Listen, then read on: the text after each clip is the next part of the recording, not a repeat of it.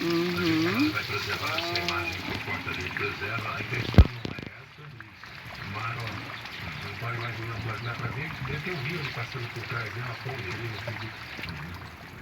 E é uma via, né? É uma via asfaltada. Reconhece ali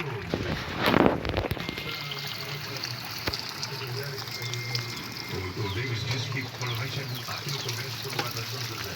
É isso? Então, ok. Infelizmente. Você conhece a prefeitura informada aqui que não está lá. O nível do rio iniciou para Picaró, às 1 da tarde, 9 metros e 63.